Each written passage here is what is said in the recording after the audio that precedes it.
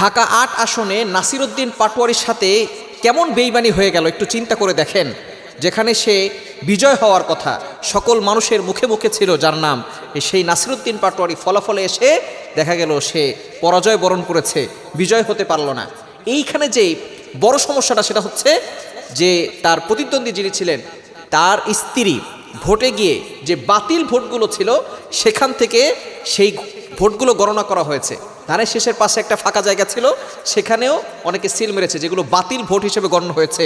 সেই সিলগুলো মির্জা আব্বাস সাহেবের স্ত্রী তিনি সেখানে গিয়ে সেই ভোটগুলো গণনা করেছেন এবং সেই ভোটগুলো তাদের পক্ষে নিয়েছেন, যার কারণে নাসিরউদ্দিন পাটোয়ারি প্রাথমিক পর্যায়ে দেখা গেল যে সকলের মুখে মুখে যার নাম ছিল তাকে ভোট দিয়েছে অনেকেই, কিন্তু শেষ পর্যন্ত ফলাফলে এসে জিরো হয়েছে।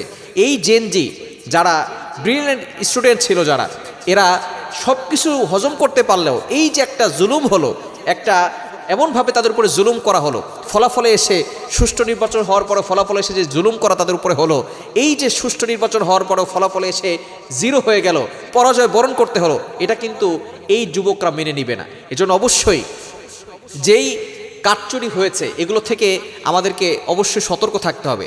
যার কারণে এই নাসিরউদ্দিন পাটোয়ারি এদের মতো লোক যদি সংসদে যেত তাহলে মানুষ কত সুন্দরভাবে দিক নির্দেশনা পেত। কেন যুবকদের এখন দরকার আছে, ইয়াং পিপলরা সব কিছু করতে পারে। যুবকদের আছে প্রাণ ঠেলা উচ্ছ্বাস, যুবকদের আছে চেতনা, যুবকদের আছে শক্তি।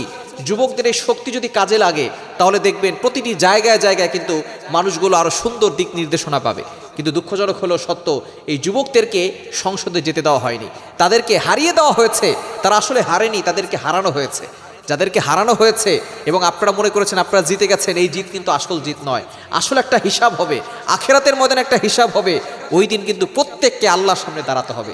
সুতরাং সুষ্ঠুভাবে এই নির্বাচনগুলো হওয়া দরকার ছিল, কিন্তু যদিও সকলে ভোট দিতে পেরেছে সুষ্ঠুভাবে, কিন্তু ফলাফলটা একেবারে সুন্দরভাবে হয় নাই। অনেককে কষ্ট দিয়েছে, অনেকের মনে আঘাত দিয়েছে।